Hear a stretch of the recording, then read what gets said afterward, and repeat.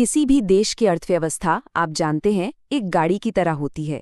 कभी इसे तेज दौड़ाने की जरूरत पड़ती है तो कभी इस पर ब्रेक भी लगाना पड़ता है। पर सवाल ये है कि ये स्पीड कंट्रोल करता कौन है। तो आज हम उन्हीं शक्तिशाली टूल्स को समझने वाले हैं जिनका इस्तेमाल सेंट्रल बैंक देश की आर्थिक रफ्तार को सही दिशा देने के लिए करते हैं।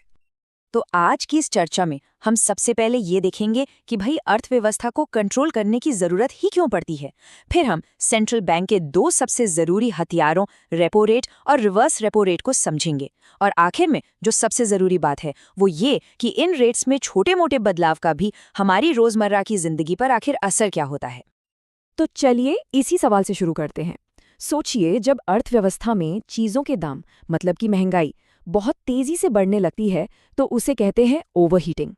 तो इसे काबू में कैसे लाया जाता है? ये बिल्कुल एक थर्मोस्टैट की तरह है जो कमरे के टेम्परेचर को बिल्कुल सही बनाए रखता है। वैसे ही सेंट्रल बैंक का काम है अर्थव्यवस्था के तापमान को संतुलित रखना। ना तो बहुत ज्यादा महंगाई अच्छी होती है और ना ही आर्थिक मंदी। एक बैलेंस जरूरी है। तो इस टेम्परेचर को कंट्रोल करने का पहला टूल है रेपो रेट। इसे हम अर्थव्यवस्था का एक्सेलरेटर भी कह सकते हैं, जो विकास को गति देता है। चलिए जरा इसे और गहराई से समझते हैं। अगर सीधी और आसान भाषा में कहें तो रेपो रेट वो ब्याज दर है जिस पर देश का सेंट्रल बैंक, जैसे भारत में आरबीआई, दूसरे कमर्शियल बैंकों को कर्ज देता है। मतलब ये बैंकों के लिए उधारी की लागत है। देखिए, ये प्रोसेस बहुत सिंपल है। जब बैंकों को थोड़े समय के लिए पैसों की जरूरत पड़ती है तो वो अपनी सरकारी सिक्योरिटीज जैसे कि बॉन्ड्स सेंट्रल बैंक के पास गिरवी रखकर कर्ज ले लेते हैं और साथ में एक वादा करते हैं कि वो इन सिक्योरिटीज को बाद में एक थोड़ी ज्यादा कीमत पर वापस खरीद लेंगे। वो जो एक्स्ट्रा पैसा वो देते हैं ना, वही रेपो रेट होता है।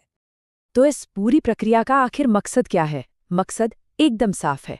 बैंकिंग सिस्टम में नकदी यानी पैसों का फ्लो बढ़ाना। इकोनॉमिक्स की भाषा में इसे लिक्विडिटी कहते हैं। इससे ये सुनिश्चित होता है कि बैंकों के पास लोगों और बिजनेस को लोन देने के लिए भरपूर पैसा हो। अब आते हैं दूसरे अहम टूल पर।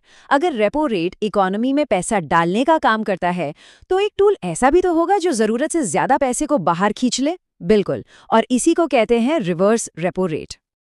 जैसा कि नाम से ही जाहिर है, ये रेपो रेट का ठीक उल्टा है। इस बार कहानी पलट जाती है। सेंट्रल बैंक कमर्शियल बैंकों से पैसा उधार लेता है और बदले में उन्हें ब्याज देता है। इसका लक्ष्य भी एकदम साफ है। जब बाजार में बहुत ज्यादा पैसा हो जाता है और महंगाई बढ़ने का खतरा होता है तो सेंट्रल बैंक इस टूल का इस्तेमाल करके सिस्टम से एक्स्ट्रा नकदी को सोख लेता है ताकि पैसों का बहाव थोड़ा कंट्रोल में आ सके। यहाँ पर दोनों के बीच का फर्क बिल्कुल साफ हो जाता है। रेपो रेट में कमर्शियल बैंक्स सेंट्रल बैंक से उधार लेते हैं ताकि बाजार में पैसा बढ़े। वहीं रिवर्स रेपो रेट में सेंट्रल बैंक कमर्शियल बैंकों से पैसा लेता है ताकि बाजार से पैसा कम हो जाए। तो कह सकते हैं कि एक अर्थव्यवस्था का एक्सेलरेटर है तो दूसरा ब्रेक। ठीक है, तो हमने ये सब तकनीकी शब्द तो समझ लिए, लेकिन सबसे बड़ा और असली सवाल तो ये है कि इन रेट्स के घटने बढ़ने का हमारी जेब पर, हमारे लोन पर और हमारे निवेश पर आखिर क्या असर पड़ता है। चलिए एक सिचुएशन को देखते हैं। मान लीजिए महंगाई बढ़ रही है और सेंट्रल बैंक इसे काबू करने के लिए रेपो रेट बढ़ाने का फैसला करता है। अब देखिए कि इसका असर कैसे एक चेन रिएक्शन की तरह फैलता है। सबसे पहला असर पड़ता है कमर्शियल बैंकों पर। रेपो रेट बढ़ने का सीधा मतलब है कि अब उन्हें सेंट्रल बैंक से पैसा उधार लेना महंगा पड़ेगा, यानी उनके लिए फंड जुटाने की कॉस्ट बढ़ जाती है। और जाहिर है, जब बैंकों के लिए कर्ज लेना महंगा होगा तो वो इस बढ़ी हुई लागत का बोझ ग्राहकों पर डालेंगे। Home loan, car loan, personal loan, सब कुछ महंगा हो जाता है। अब जब लोन महंगे होते हैं तो लोग और कंपनियां कम उधार लेते हैं और कम खर्च करते हैं। इससे क्या होता है, बाजार में पैसों की मांग घटती है और धीरे धीरे महंगाई पर काबू पा लिया जाता है। और इसका ठीक उल्टा तब होता है जब अर्थव्यवस्था सुस्त पड़ रही हो। सेंट्रल बैंक रेपो रेट घटाता है, लोन सस्ते हो जाते हैं और लोग ज्यादा खर्च करने के लिए मोटिवेट होते हैं, जिससे अर्थव्यवस्था को फिर से रफ्तार मिलती है।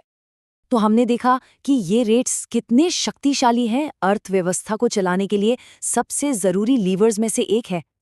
लेकिन एक सोचने वाली बात यह भी है कि आज की इस जटिल इकोनॉमी में जहां सप्लाई चेन्स, ग्लोबल इवेंट्स और सरकारी नीतियां जैसे ढेरों फैक्टर्स काम करते हैं, क्या सिर्फ इन 2 रेट्स के जरिए इकोनॉमी को हमेशा पूरी तरह से कंट्रोल किया जा सकता है? ये एक ऐसा सवाल है जो अर्थशास्त्रियों को हमेशा सोचने पर मजबूर करता रहता है।